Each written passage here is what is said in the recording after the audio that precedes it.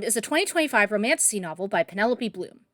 If I recall correctly, I found this one in an ad on a website. Which website? Hell if I remember. I just recall it catching my eye and doing a double take, wondering if Rebecca Yarros had just announced the date for the next Fourth Wing book. 'Twas not. I read the summary and immediately thought, well, damn, this sounds really similar to Fourth Wing. That's interesting. Wonder how similar it is. And then I saw the love interest name, Wraith Hollow, spelled with an R-A-I-T-H. Ain't no way, bro. Ain't no way. So yeah, I was a touch intrigued and decided to check it out. We start off with our protagonist, Nessa Thorne, as she arrives at Confluence Academy. Each year, the empire she lives in takes one person between the ages of 18 and 21 from each town and city and ferries them off to an uncertain fate. That fate happens to be the academy. Nessa is one of only 2 people who have volunteered this year. We later learn that she is an inkling of magical power, which isn't unheard of in this particular fantasy world, and accidentally aggravated a storm while out on the family boat with her father and brothers, who were drowned. Nessa's mother and sister low-key blame her for their deaths, and so she volunteered as tribute to atone for her sins. Now, Confluence Academy is a real tough place. It's a war college, basically. The recruits fall under 3 categories. Legacies, those with family connections. Aspirants, who are basically volunteers from what I can tell. I don't know. I think they made a choice to seek out the academy rather than being pulled from their homes. But I don't know that this was ever made super clear in the book. I don't know. And offerings, which, as I said before, are the ones that are pulled from the towns and cities against their will. The legacies and aspirants are clearly favored, whereas offerings are not. This is obvious from the fact that offerings are required to test for elemental affinity. This involves going in and standing before the elementals, which are, as the name implies, spirits of the elements, basically, and seeing if any of their elements react to you. Most students end up eating it in a very loud and horrible way, and so when Nessa walks in, she's greeted to the sight of their corpses strewn around the room. Neat. Anyway, as one might expect from this particular subgenre, Nessa is special, and all of the elements react to her, making her unbound. She gets a nice little swirl mark on her hand that a nice boy named Bastion teaches her to hide with magic, because everyone's got a group with their elemental affinity, and obviously given the circumstances, being singled out as the one weirdo with a different mark is undesirable. So Nessa changes her mark to a water one and goes off with her new friend Marine. Alright, you got your elemental affinity, you got your mark, now what? Now you train, both to control your element and to also to fight, because this is a war college, and that means that you get to go to war at some point, maybe, probably. There's this enemy called Red Kingdom that the Empire is going up against, so yeah, probably some war in the future. There's some sparring scenes and also murder scenes too, because Confluence Academy is brutal and the students murder each other a lot. Oh, and also you have to develop your elemental powers, because on Confluence Day, everyone will be expected to hop into the elemental plane and tether themselves to an elemental, and if they fail, they're done. Iced. Can't come back to the regular world if you're not tethered. Good luck! The goal of Confluence Academy is to make the students into primals, who are basically like, I guess you would say like elite humans with elemental powers. Think Avatar: The Last Airbender if it got smashed with Pokemon. It occurs to me in all this yapping that I've forgotten the most important part of the book, the steamy love interest and only other volunteer offering, Wraith. Wraith is the only other volunteer to come to Confluence Academy this year. I have to read you this part, verbatim. I have to read the part where Nessa sees Wraith for the first time in its entirety, because my own words cannot do this justice. Bear in mind, this is from page 11. We are 11 pages into this book. The other volunteer is tall, broader, and more muscular than anyone else in our group, standing apart like a predator among prey. The space around him is conspicuously empty, as if everyone senses the danger rolling off him in waves. He's beautiful in the way dangerous things often are, like the perfect stillness of a viper before it strikes, the moment of collapsed time when the danger is as clear as the impossibility of escape. His features are carved to perfection, sharp and soft in all the right places. He has a strong jaw, a mouth that looks made for both cruelty and pleasure, and those eyes, gods help me, they're the deepest shade of amber I've ever seen, almost molten gold in the fading light. He turns to look straight at me and everything else fades. The world narrows to a tunnel with him at the end of it, and my heart forgets to beat. Even across the distance, those eyes burn into me with an intensity that makes my chest tighten and my throat dry. Heat rushes through my body unbidden, a reaction I can neither control nor understand. The left side of his face is twisted with burn scars that begin at his temple and disappear beneath his collar, yet somehow they only enhance his dangerous allure, like veins of fire frozen beneath his skin. It's impossible not to hold my breath as his attention lingers on me. Looking at him reminds me of how I used to feel back home on our fishing boat when a storm was about to roll in. Some instinctive part of me knew I needed to drop the oars and row for the docks, to save myself from the raw power coming my way. And yet all I ever wanted to do was stand there and stare. I wanted to watch the dark clouds gather and morph as the wind blew them straight for me, even when the thunder shook the air itself. Maybe that's why I can't look away. I've spent the last 3 years going out on our boats, secretly wishing those same storm clouds would roll in and wash me away too, to urge the waters that took half my family to take me to. The scarred volunteer seems to offer the same kind of deadly promise, total annihilation by proximity, as if all it would take is to drift within his orbit to be torn to shreds.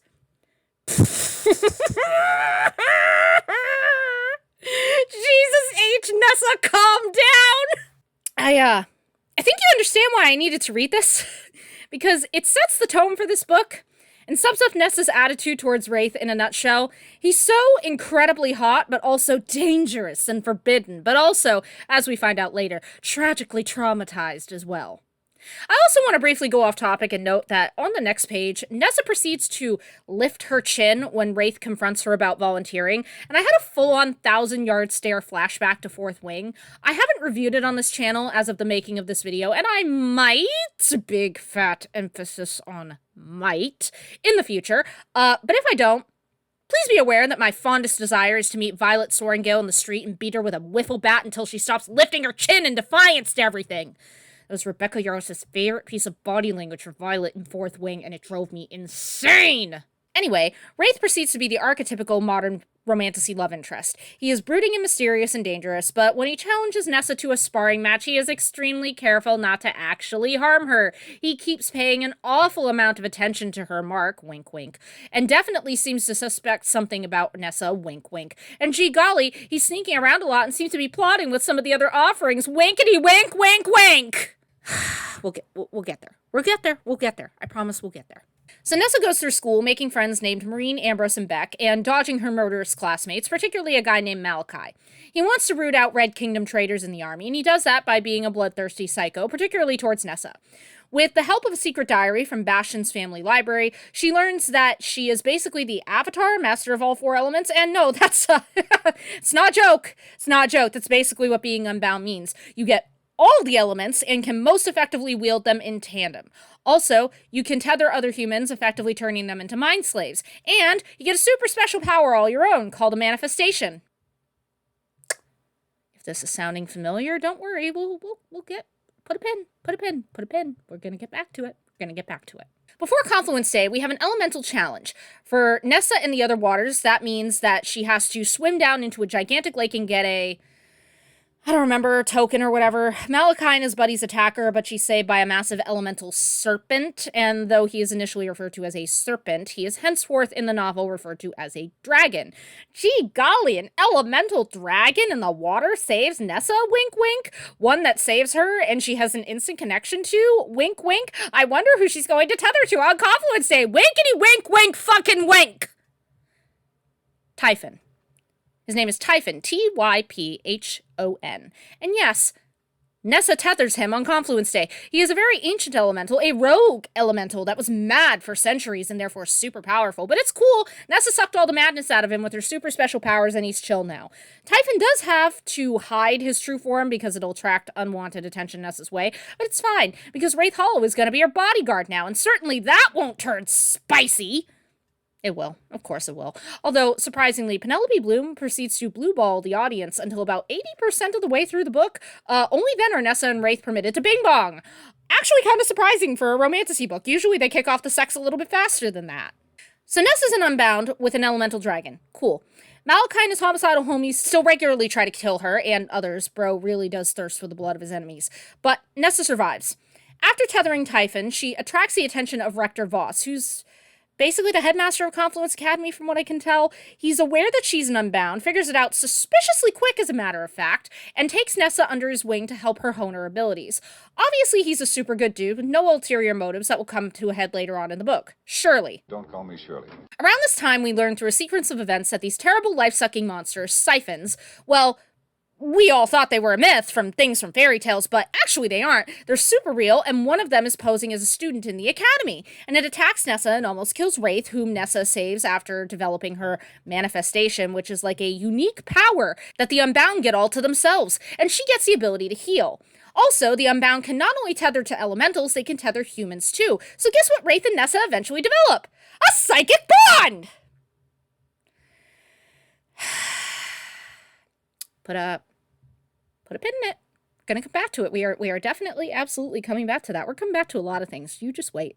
So everything after Confluence Day leads up to this thing called the Crucible, this big survival challenge where, in this case, everyone gets magically dumped into a quarry and has to fight to get a dagger. Claiming it ends the challenge. Shortly before the Crucible and after several psychic dreams, Nessa learns Wraith's tragic backstory and he hers. Of course, Nessa isn't secretly a prince of Red Kingdom, the #1 enemy of the Empire, but hey, we can't all be secret, sexy, scarred spies looking to overthrow their murderous uncles. You just keep hitting things in that corkboard. We're almost done. We're almost there. So the Crucible happens, lots of hands get thrown, there's twists at the end. I'll decline to say exactly what, because that will cause me to have to go back and work in some lore shit that does not need to be in this recap. Book over. Alright. I want to note that this is the first time on my channel that I've done a review of an ebook. I don't read a lot of them because I refuse to buy a Kindle Nook or other e-reader when I have a perfectly good computer to read them on. Except that this logic means I'm trying to read while on the distraction box, so it's super easy for me to lose focus. Anyway, I mention this all because my ability to source specific pages in this book when I'm listening to quotes is going to get tricky. Alright, so getting on to the actual analysis. Jesus Christ, where do I start? Okay. I'm just gonna say it outright. This book is very, very similar to Fourth Wing on several points. Just gonna throw out my entire list here of things that I noticed, personally. Nessa has a living mom and sister and a dead dad and brother, just like Violet at the beginning of Fourth Wing. She now has big beef with that mom and sister. Violet just had beef with their mom, but, you know, similar enough. Nessa is also not like other war college students, like Violet. Where Violet was an academic, Nessa is a pacifist who doesn't like killing. Confluence Academy is a war college, just like Basgiath. Just like Basgiath, it is extremely violent and recruits kill each other all the time. They can challenge each other in the ring, which I believe was a thing in Basgiath. Also, there's a military tactics class that reads very similarly to Battle Brief. Also, everyone in Confluence Academy is doing the horizontal tango on the regular because life or death situations make them horny, just like Basgiath. To join the academy, you have to first go through an elemental trial where loads of people die, similar to the Basgiath recruits who have to cross the parapet. Very specifically, you guys remember Dylan from the beginning of Fourth Wing? Violet and Rhiannon get to know him before the parapet. And you kind of get the vibe that he's going to be a regular character, like he's going to be someone who exists throughout this story, except that he dies crossing the parapet. Same shit happens in Unbound. Kid named Nolan gets into a friendly conversation with Nessa, and Marine, I think, I don't remember, is super confident that he's going to survive. We kind of get the vibe that he's going to be a continuing character in this story, and then he dies unceremoniously off screen. Confluence Day is the day when the recruits tether with their elementals, much in the way that the Threshing is the day when recruits bond with a dragon. Also, the Unbound can develop a manifestation, i.e. a special power all their own. Wow, that sure sounds an awful lot like a signet. Nessa, like Violet, instantly notices how hot her designated love interest is. They both have beef with their designated love interest. Violet's is more personal than Nessa's and lasts longer, but there's obvious tension between them at the start, sexually and, you know, just in general. They also both spar with their love interests. I mentioned in my review of The Coven that this was a theme I was starting to notice in Romantasy books, and this one is not helping beat that allegation. Both Violet and Nessa's love interests become their bodyguards at one point. Consequently, they both develop complexes about proving they can protect themselves to their designated love interests. And, eventually, they both develop psychic links with their love interests because, of course they do. I cannot escape this fucking trope! This is a relatively minor point, since a lot of Romantasy does this now, but the book also engages in a lot of modern/vulgar speech, the way that Fourth Wing does. For example, in the beginning of the book, Nessa says, "I decide I'm officially not a fan of Paraxis. In fact, he can get fucked." Happens all the time throughout the book, so, you know, not necessarily unusual for the Romantasy genre. This is becoming progressively more common in it, but it's a similarity this book shares with Fourth Wing. Wraith, aside from randomly having the same name and spelling of that name as the love interest from Sanctuary of the Shadow, and God, that shouldn't bother me as much as it does. Anyway, about Wraith, He is covered in scars because tragic backstory, like Xaden. He starts guarding Nessa after Confluence Day, the way that, if I recall correctly, Xaden started guarding Violet after the threshing because their dragons were mates and they're intertwined now and blah, blah, blah, blah, blah. He also knows the big secret of the siphon, which are the venin, basically. Exactly like how Xaden knew the secret about the venin. And he knows this because he's secretly royalty, just like Xaden was, and a royalty of the enemy kingdom, no less.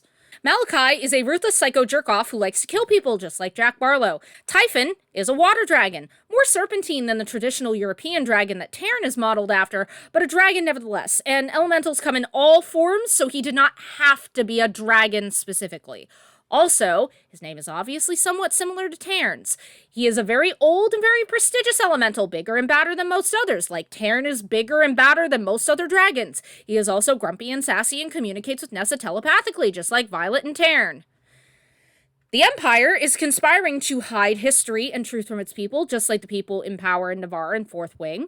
One of those truths is that the siphons are relegated to legend and fairy tale, except whoops, they're real, and also they suck the life out of you. Gee, that sure does sound like the venin. Also, they've lied about Red Kingdom being the real evil because they're just as bad and awful, just like the Navarrian authorities lied about, I don't know, Xaden's people. I don't remember where he's from. You think I care? You think I give a shit? This is bullshit. This entire book is bullshit! God, I feel like Caleb Hammer reading off someone's batshit credit card statements. Venmo now $7. Spring roll, spring roll, spring roll! So I think you can see my problem here. Unbound shares several distinct features with Fourth Wing.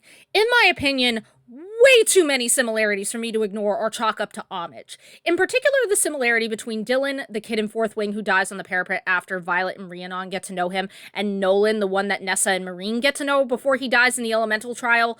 Like, that specific scenario, that setup of, this is a new friend, isn't he so sweet and nice and helpful, and then, whoops, actually he's dead, no one is safe, was, in my opinion, almost copy-pasted from Fourth Wing. Naturally, I went hunting on Goodreads to see what the criticisms of this book were, and over and over and over and over again, what I saw in the 1- and 2-star reviews was, this is a Fourth Wing ripoff, this feels like it's copied from Fourth Wing, this is a Fourth Wing knockoff, etc., etc. In my opinion, this book is a ripoff of Fourth Wing, and this is going to be extensive, but I think I need to qualify by what I mean when I say a ripoff. Okay. I think I mentioned before on this channel that I aspire to be an author. Yes, I wrote fanfiction for a very, very, very, very long time, and now I'm cobbling together some original works. And I can say from experience that it's very normal for authors to study popular or respected works in a genre because it's a practical way to learn something. Or maybe not even writing, but the rhythm of it and the elements of the genre as well. How much information does the author give? How much do they hold back? In what ways do they characterize their characters? How much of it is told and how much of it is shown? How does the author structure the story? How do they build tension? How do they begin and end stories? How do they tie up larger and smaller plot lines? The essential question that the studier asks is, what did this author do right? And how can I use some of those things to make my original story work? It's all about the technique. I can use some of the techniques that I observed from reading The Shining in my own horror story creations. Again, things like when I should show and when I should tell, how to display my characters' personalities, and how to pace myself when it comes to setting up the horror aspect of the story. Me doing this is not stealing, plagiarizing, or ripping Stephen King off. This is me observing a respected author who is regarded as a master of his craft in the hopes that I can learn to create a unique and satisfying story of my own. What would be ripping Stephen King off would be writing a book about a recovering alcoholic romance novelist mother and her stay-at-home husband going to a hotel in Alaska to be caretakers, only for their psychic kindergarten-age daughter to start seeing ghosts everywhere after being told that she has a gift called the Glow from a similarly psychic hotel gardener before he leaves for the season. There's a very wibbly-wobbly line when it comes to paying homage and ripping something off, and often different people are harsher or more lenient depending on their personal views. A lot of it involves the perceived intent. People generally tend to be a little less harsh on passion projects inspired by something the author loves, rather than callous cash grabs that try to make money off of something popular. Even then, the line is blurry. An author might read Fourth Wing and love it, and then write a Dragon Rider novel that is 90% different from Fourth Wing because they love the concept so much, and still get accused of writing a rip-off cash grab because Dragon Riders were made popular by Fourth Wing. Some reviewers are harsh and, in my opinion, unfair in their judgments. A good example of homage, in my opinion, is the video game Deadly Premonition. An odd FBI agent comes to a small, kind of weird town in the Pacific Northwest after a beloved, popular teenage girl with a terrible, dark secret is found horribly murdered. Sound familiar? If you haven't seen Twin Peaks, you might say no, but anyone who has seen it perked up after hearing odd FBI agent goes to a small, kind of weird Pacific Northwest town. Deadly Premonition is full of homage for Twin Peaks, but in my opinion, as someone who loves both the TV series and the game, Deadly Premonition is very much its own thing. It resembles Twin Peaks in the way that children tend to resemble their parents, but ultimately, it's its own unique story with its own style, characters, and quirks. Someone who dislikes the game might accuse it of being a ripoff, but I would refer to it as a loving homage to a cult TV series. And the game itself has been pretty well received despite how janky some parts of it are. You have to play it to understand it's not just the Twin Peaks inspirations that make this game weird. Trust me, I recommend it. Go play it. I've gone on a bit of a tangent here, but my point is this. In my entirely subjective opinion, the true difference between paying homage to something and ripping something off is whether or not the latter product can stand on its own 2 feet and have its own unique identity independent of the original. It can resemble it, closely even, but it can't be identical and it has to have a unique soul and vibe of its own. Even if it has those things, it will still probably be accused by some critics of being a ripoff of a better-known story, but it will generally find success as a result of its own style and substance. In my opinion, Unbound shares way too many similarities with Fourth Wing. And while I'm not going to go into the world building right now, I will say that Unbound does not do nearly as much as it should have to distinguish itself from Fourth Wing in a meaningful way. It does not, in my opinion, have a unique voice, unique style, or unique substance to it. Incidentally, a good chunk of the 1- and 2-star reviews on Goodreads seem to be picking up on the same things that I did. Rip-off, knockoff, clone, it's Fourth Wing retold. One review even had a small checklist of the similarities I noticed. Hell, they actually even noticed some things that I didn't. Like that Violet and Nessa are both weaklings that were stronger than they appeared, as well as the fact that Basgiath also had a shady, morally weird headmaster, which in Fourth Wing's case was Violet's mom. Again, I want to stress here, the key is style and substance. If Unbound shared all of these features with Fourth Wing, but really put in the work to make a unique and compelling story of its own, I would be way more forgiving of it. But I don't feel it does, so I personally think it's ripping off Fourth Wing. Seems like as good a time as any to start talking about my other issues with this book. Let's start with the world building. Okay, so what does this book tell me about its world? There is an empire. Gonna be real with you, Chief. I don't know if I ever learned this country/empire's name or any of the other regions in it beside from Saltcrest, which is where Ness is from. Actually, the great thing about this being an ebook is that I can go through and search. And fun fact, much as the enemy is referred to as Red Kingdom rather than the Red Kingdom, after looking through this book, it looks like the word empire is used the same way, as in, this isn't an empire, it isn't the empire, it's just empire. The name of the country/geographic region that Nessa and the other characters inhabit is, as far as I can tell, empire. That is not normal. Typically, empires have names. The British Empire, the First French Empire, the Mughal Empire. Hell, in Star Wars, the Empire's proper name is the Galactic Empire. It's weird to me that as I use the search function on this ebook, I do not for the life of me see a single reference to this empire's distinct name. It's just Empire. And I'm realizing now that this is because I don't know the names of any of the Tri-Emperors referenced in this book. I don't even know why the Empire has 3 rulers, beyond a brief line on what I hope is page 75 mentioning that it's been this way for 800 years after a set of triplets were born, presumably in a royal family, and the tradition is 2 female emperors and 1 male. Naturally, the government and military is corrupt. Par for the course, not that unusual for a fantasy or sci-fi novel, so I'm not as hard on it, but that's part of the story. So we have an underdeveloped empire with unnamed leaders who have no real presence in the story. Apparently, there are enough towns and cities in Empire to provide hundreds, possibly thousands, according to Nessa, of offerings a year, even though they only provide 1 offering a year. I know those offerings never come back because they either die at Confluence or become a primal in service of the Empire. I know at Confluence Academy, you tether with an elemental that usually takes an animal form. I know these elementals are associated with an element, obviously. I know that for all intent and purpose, a human with an elemental affinity basically manifests those powers in a way that benders from Avatar: The Last Airbender do. The elemental boosts a human's powers and basically functions as a partner and a weapon. I know that elementals live in the elemental plane, usually, and that on tethering day, the students have to go inside and survive long enough to tether. If they don't, sayonara, you're trapped there forever. Elementals can apparently go mad, and allegedly this is something that they shouldn't be able to come back from, although apparently Nessa has the ability to pull the madness out of Typhon. Unbound control all of the elements and can tether humans as well as elementals. They also develop a manifestation, a unique power of their own. There were two Unbound, a married couple named Lorcan and Milena Grace, who caused a ruckus a long time ago and basically, allegedly, tethered a bunch of humans and made them into a mind slave army. Siphons are supposed to be fairy tale monsters that suck the life out of people and turn them to ash. They are shapeshifters. Red Kingdom is the enemy kingdom. It is bad. It sends spies to sabotage Empire. Wraith is the rightful heir, and his uncle is an evil tyrant who basically murdered his family. Not sure why Red Kingdom and Empire are at war. The end. Now, it may seem like I've given you a fairly substantial grasp on the world building, except that I urge you to remember that this is a 702-page book, according to Amazon at any rate, and all of the world building is only something I'm able to recount because of the search function in the ebook and the notes I very deliberately and specifically took during the reading of this book. What I have laid out here is the deepest knowledge I can give you of the world of Unbound. I do not, for the record, underestimate how difficult it is to create a fantasy world. In one of my own writing endeavors currently, I'm trying to do it myself.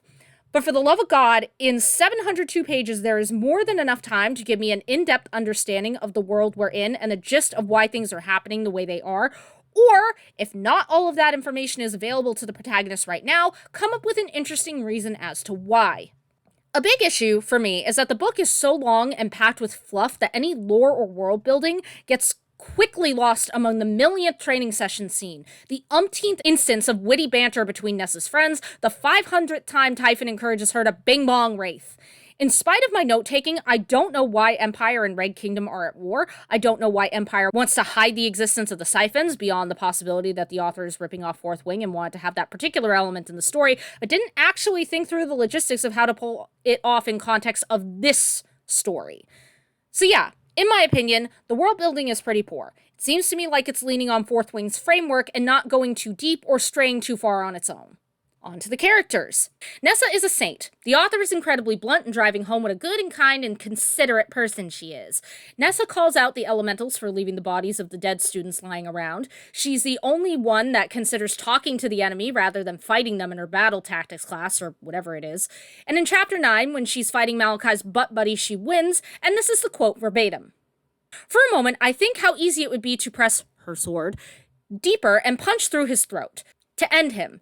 That might send a message to Malachi and his soldiers to leave us the hell alone.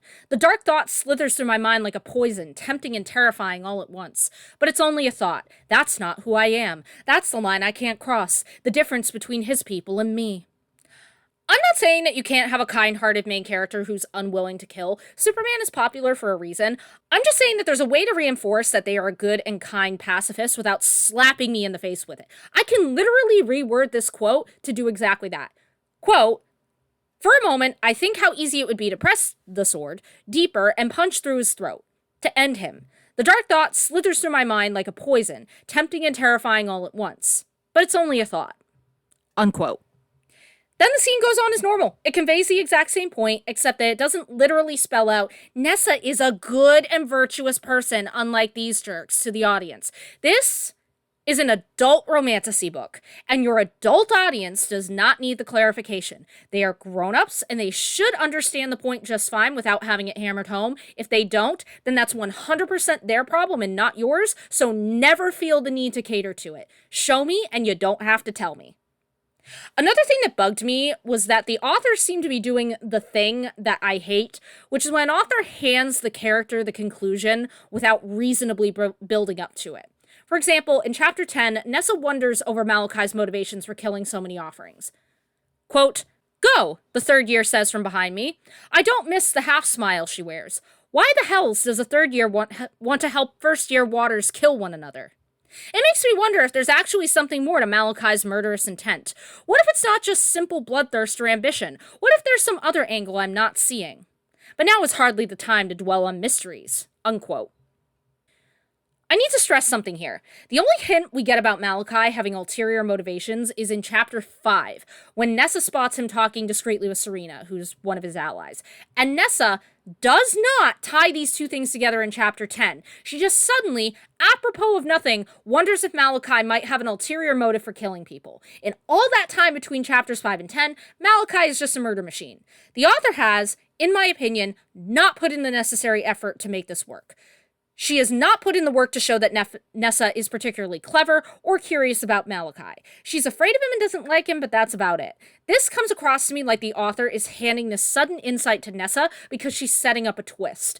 There are a few other instances like this in the book where it feels like the author is forcing Nessa to make a connection where she otherwise shouldn't be able to, because she needs to push the plot forward. As for the rest of the characters, they just feel like receipt paper to me, like just thin and flimsy. I got into Nessa, who is a plucky, slightly sassy saint.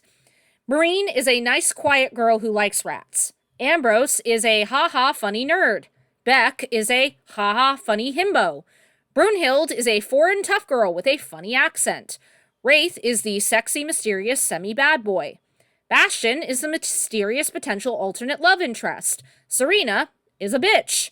Malachi is a bloodthirsty asshole. Typhon is the sassy, ancient, all-powerful dragon.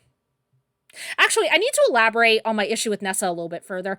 Her characterization, and therefore her narration, is so shallow and flavorless to me. I don't hear a distinct voice with distinct thoughts, feelings, and memories. This is an issue I'm finding in a lot of the Romantasy I'm reading. The main characters almost feel like they're being copy-pasted across different genres. If I had to recommend a really good fantasy trilogy to you, it would be Tasha Suri's The Burning Kingdom series. The first one is called The Jasmine Throne. That is some good quality fantasy writing. The two main characters, Priya and Malini, are beautifully and distinctly written. Their memories and personalities constantly, subtly influence their narration, and their romance with one another functions not just as character and relationship development, but also as something that drives and complicates the plot as it progresses. But this series is considered more of a fantasy with romance, not a romantasy. This, I feel, is another problem with a lot of romantasy. There is such an intense focus on the romance that not only does the fantasy often suffer, but the main characters and their development do too. Some of that might be by design. Bluntly, romantasy is often there to satisfy a reader's desire to vicariously experience a certain type of romance, and giving a female character too much distinct personality might interfere with that particular form of escapism. I'm not saying that all romantasy does that, but a lot of what I've read does. On God, my opinion of this book could have changed significantly if more effort had been put into characterizing Nessa and the others in a very distinct and different way from Fourth Wing. My sense that this is a ripoff comes, again, from how little substance of its own I feel it has independent of Fourth Wing. I mentioned it briefly, but let me now circle back to the subject of romance. I have to go back to that quote. The other volunteer is tall, broader, and more muscular than anyone else outside. Staying apart with a predator on one prey. I could not take this book seriously after that. I couldn't. It's so intense and so overdramatic, so fast that I cannot help but laugh. I need to stress again, this is like page 11 of the entire book. God, it's not even a sex scene. This isn't something we've led up to after several chapters. This is something you get whacked with 5 minutes into the book, maybe not even that. I will grant you that choosing to hold off on the sex scene until about 80% of the way through the book was surprising, and at least allows some suspense and tension to build up between Wraith and Nessa. Drawing it out does make the actual moment feel more meaningful for the two characters. It also meant that the book wasn't getting interrupted with sex scenes, which is one of my issues with Fourth Wing and a few other romantasy books. Slamming the plot to a halt 3 or 4 times for a detailed sex scene is, in my opinion, a great way to scupper the tension you're building up within that plot. Beyond that, Wraith and Nessa were okay. I've seen far less convincing couples in books before. I can believe why they would be involved with one another, although much like Violet and Xaden, I'm not entirely convinced of their chemistry. And part of that, I think, is because of my previous issues with the characterization in this book and how thin it is. It's difficult for me to be invested in a romantic couple when their personalities are so lackluster to me. Additionally, the romance fell kind of hard into the in love with a mysterious bad boy trope, so it became kind of formulaic to me. What else? Oh, something else I feel like I should bring up that I might have briefly touched on earlier was how bloated this book felt. Unbound is 702 pages, according to Amazon anyway, and yet the characters are very thinly developed. There's some lore and world building thrown in here and there, but it feels more like set dressing than anything else. We get info dumps about Nessa's world from time to time because it's plot relevant, but rarely does the story go to any length that allows us to immerse ourselves in a new, fantastical world. There's a romance between Wraith and Nessa, but it's so predictable, and again, they're so thin as characters that I can't say I was invested in it. It lacked substance, is what I'm saying. In my opinion, Unbound says a lot of things happen in it, but to me, it ultimately just lacked any substance that might make it a memorable fantasy romance or romantasy book. I'm almost tempted to read the second one just to see if it continues to share an interesting number of similarities with Fourth Wing, or Iron Flame, or Onyx Storm, but given that it took me, like, 2 months to finish the book and then work on my notes for it and then record this, I don't think I'm reading the second one. I think I'm done. I think I'm done with this series. I don't know that I'm gonna give it a second chance. So yeah, I don't know. I guess if you're looking for a Fourth Wing clone because you're just trying to scratch that itch, you might like this, but if you're looking for something unique and memorable, I would not recommend Unbound.